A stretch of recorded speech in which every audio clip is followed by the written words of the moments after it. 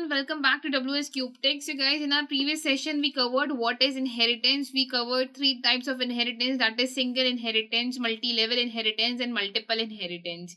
Now in our today's session we will be starting with a completely new topic in OOP, that is encapsulation. So first of all, let's understand what is encapsulation. Before that, if you want to become a successful data analyst and if you want to learn from our experts live, then you can call on the given number or you can fill the form that is provided in our description. Not just that, with our every batch, you will be getting 2 demo classes for free. So, guys, encapsulation means to bundle data and methods within a single unit. And encapsulation allows us to declare if we want to keep a certain thing private or public. So, guys, there can be times where we would want to declare some data as private, like we don't want to give access of that data to any user or to any person except for us. So, at that time, encapsulation will be used. For example, let's say you have a company.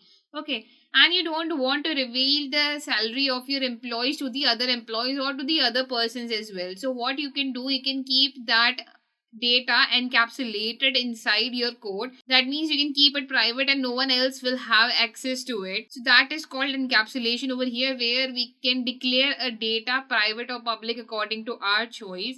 Now, encapsulation in Python can be achieved with a very simple method. If you put 2 underscores in front of a variable or a function that you're using inside the OOPs, then you can achieve encapsulation. So let's have a practical look on how it can be done. So guys, here I'm creating a class company, and inside it I'm creating a variable name, or we can create employee name. So employee name is equals to, let's say my first employee name is John.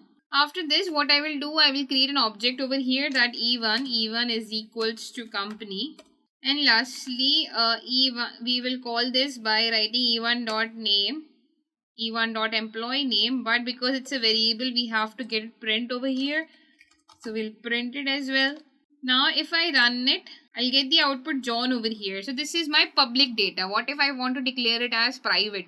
So to declare it private, what we will be doing, I'll be putting 2 underscores in front of it. And here also I'll be putting 2 underscores. Now if I try to run it, you will see I'll get an error over here that the company object has no attribute employee name. That means this data is private and no person can access it. So to access it also, we have a method. First of all, understand that by putting 2 underscores right in front of the variable name over here, while calling it also we will be using this. So if we put 2 underscore over here, it will keep the data private and no one will have access on it. Now if you want to use this data, what can be done over here, you can use it inside a constructor. That if I write definition in it, and now all I need to do after writing self is print. What we need to print self dot employee name over here.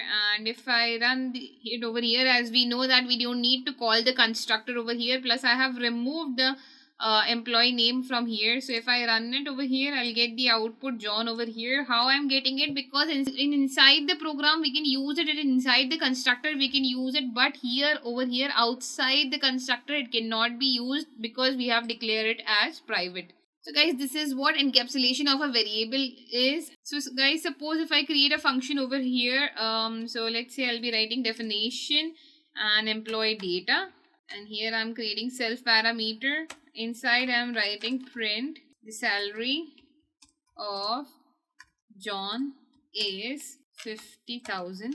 Okay.